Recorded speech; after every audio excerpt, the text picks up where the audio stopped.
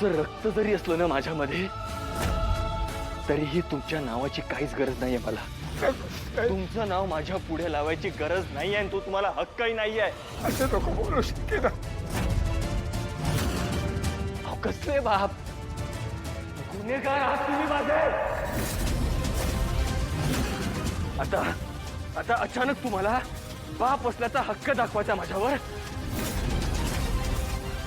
तुम्ही माझ्या आईला फसवलं, मला तर कधी बघायला सुद्धा नाही आला.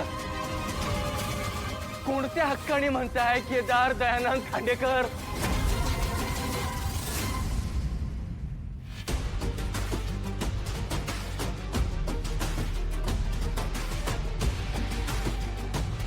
म्हणजे यांचं तर नाव मोठं आणि लक्षण खोटं आहे. खरंच खांडेकर असे असतील वाटलं नव्हतं. तेच की. प्लीज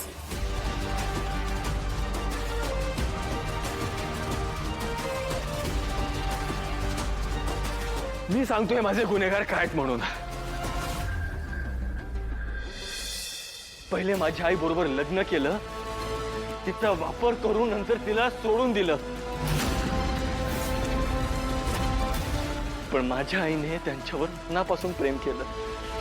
आयुष्यभर तिने वाट बघितली, पण हे काही परत आले नाही. ना माझ्या आईला बघायला, ना मला बघायला. शेवटच्या श्वासापर्यंत माझी आई त्यांची वाट बघत राहिली, पण हा माणूस काही आलाच नाही. मला सांगत राहिली ती की तुझे बाबा एक दिवस नक्की येतील. वाट बघून बघून ना तिचा जीव गेला, पण हा माणूस काही आलाच नाही. एक नवरा म्हणून माझ्या आईसाठी आणि एक बाप म्हणून माझ्यासाठी काय केलं तुम्ही? काय नाही केलं. ह्या माणसासोबत लग्न करून ना माझ्या आईच्या नशिबात फक्त आणि फक्त त्रास, अपमान एवढंच होतं. किती त्रास झालाय माझ्या आईला मला एकटीने वाढवताना मला कल्पना पण नाहीये. हा माणूस पळून गेला, पण त्याचे परिणाम मी आणि माझ्या आईने भोगले. नवऱ्याने टाकलेली बाई, लग्नाशिवाय गरोदर झालेली बाई अशी नावं ठेवली लोकांनी तिची. ना तिला कधी कोणी हळदी कुंकाला बोलवलं, ना कधी सन्मान दिला. ना तिला कधी सन्मान मिळाला, ना मला. लग्न होऊन सुद्धा, नवरा जिवंत असून सुद्धा माझी आई, तिला आशा होती एक दिवस तुम्ही तिला भेटायला याल म्हणून.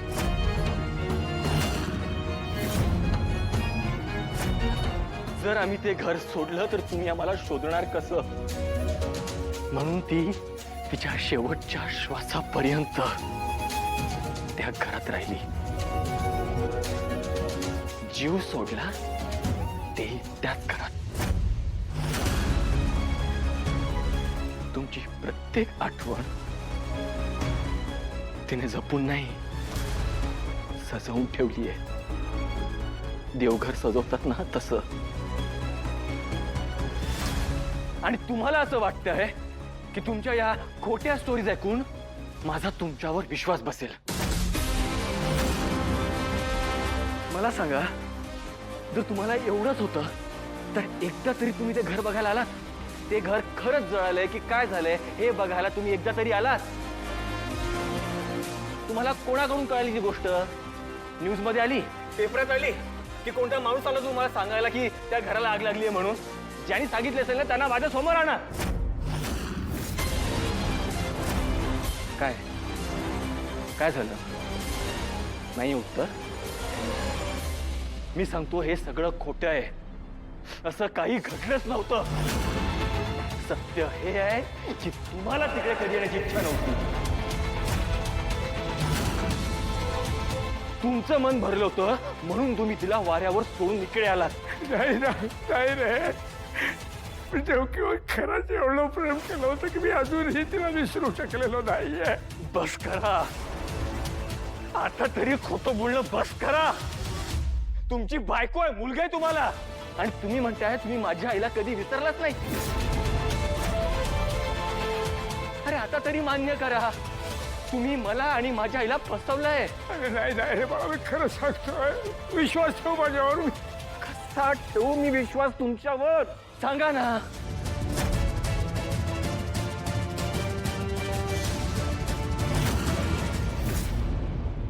काय नाटकं चालली आहेत तुझी? हा, कोण आहेस? कोण तू? नाव काय तुझं? पूर्ण नाव काय तुझं? अरे बोल ना, काय नाव काय तुझं? केदार, फक्त केदार. पुढे बाबाचं नाव, आडनाव असतं ना, पुढे पण असतं ना, नाहीये?